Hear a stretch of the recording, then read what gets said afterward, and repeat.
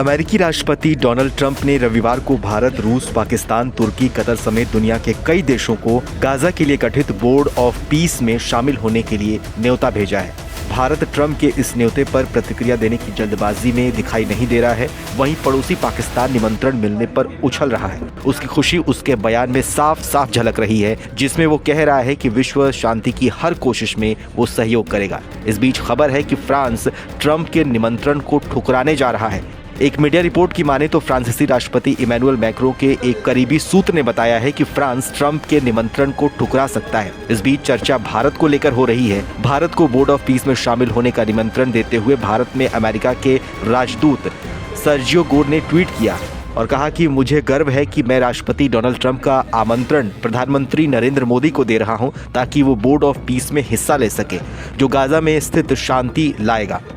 इसी के साथ ही देश में इस बात पर बहस शुरू हो गई है कि पीएम मोदी को इसमें हिस्सा लेना चाहिए या फिर नहीं। इन सब के बीच पहले जान लेते हैं कि बोर्ड ऑफ पीस आखिर है क्या। अमेरिकी राष्ट्रपति डोनाल्ड ट्रंप की कोशिशों से इजराइल हमास के बीच पिछले साल अक्टूबर में सीज फायर हुआ था।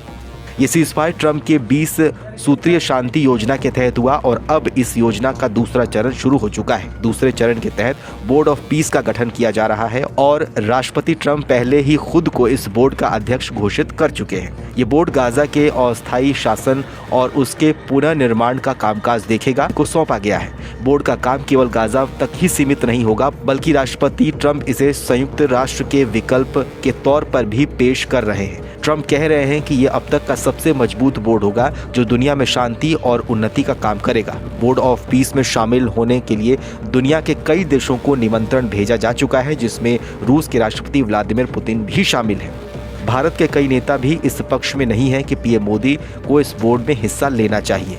शिवसेना की राज्यसभा सांसद प्रियंका चतुर्वेदी ने सोशल मीडिया साइट एक्स पर इसको लेकर एक ट्वीट किया, जिसमें उन्होंने लिखा कि गाजा पीस बोर्ड का निमंत्रण पाकिस्तान को भी भेजा गया है। ऐसे देश को शामिल किया जाना हास्यास्पद है, जिसने न तो अपने अंदर, न अपने पड़ोस में और न ही वैश्विक स्तर पर कभी शांति को बढ़ावा दिया है।